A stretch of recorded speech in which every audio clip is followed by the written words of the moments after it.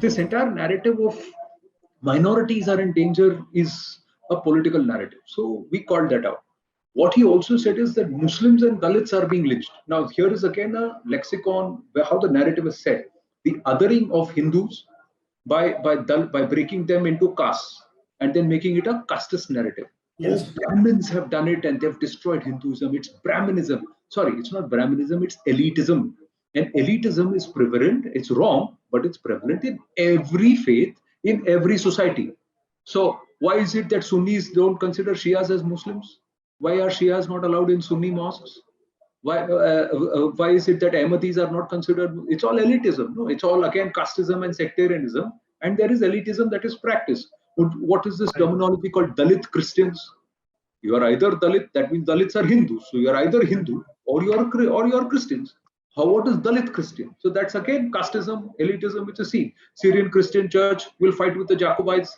Catholics are fighting with the Protestants. The word secular was derived from that because the Catholics and the Protestants were like loggerheads, and the king did not know which church to follow. They said, okay, we'll use secular.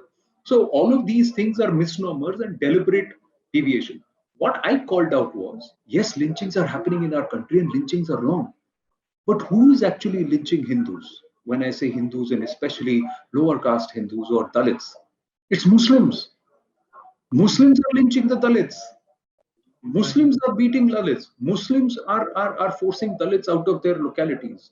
Muslims are doing the same thing.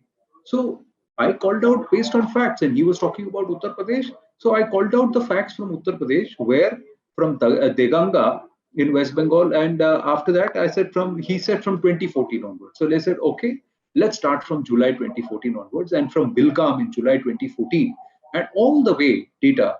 I have data till 2019, July 2019.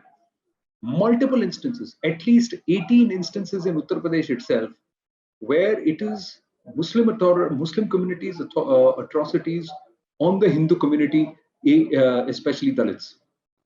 That's what's happened. So I say, if the lynchings are happening, then go ahead and apologize to all the Dalits on behalf of the Muslim community, since you tend to claim to be leader from that community.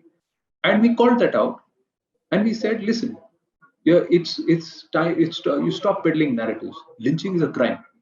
Right. Let's start looking at crime as a crime rather than giving it color. It's very convenient, when they say, and this is also a fallacy in the journalistic lexicon, where when a Hindu commits a crime, it said Hindu boy attacks a Muslim girl, or that's how it is headlined.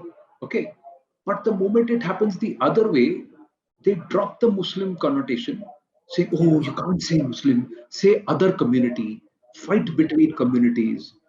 Okay, and they will say, Dalit ko mara, Dalit ko, kisne mara? The moment it is a Muslim who hits, then they will not talk about it. The moment there is a caste line for them to toe, they will try and highlight it. So that is something we asked the same leader that you remember Pehlu Khan in Alwar, but what happened recently in Alwar, where again a Dalit was lynched by Muslims? What is happening in Malpura and Tonk in Rajasthan, where Hindus and Dalits largely and Jains are being forced out of their locality? 200 of them are saying in 2 wards that we are going to leave this place because there is increasing exclusion being practiced by Muslim community there. Nurpur in Uttar Pradesh, the same thing happened. In Kairana also the same thing was claimed. The late Hukum Singh had made a huge thing, huge issue out of it, and he raised it in written to the Prime Minister and the Chief Minister also. So these are all realities in our society. And those who are trying to peddle false narratives still continue to do it, but you have facts to back you. As long as you have the facts, you can back and you can break any kind of propaganda or false narratives. It's just that people don't want or don't have access to the facts. So our job is to put the facts and say, have a look at this, and then you decide. Please remember to subscribe to us and switch on the notifications for this channel. For our other social media links, more content, and to support our work, please visit citti.net. Dhanyavad. Namaskar.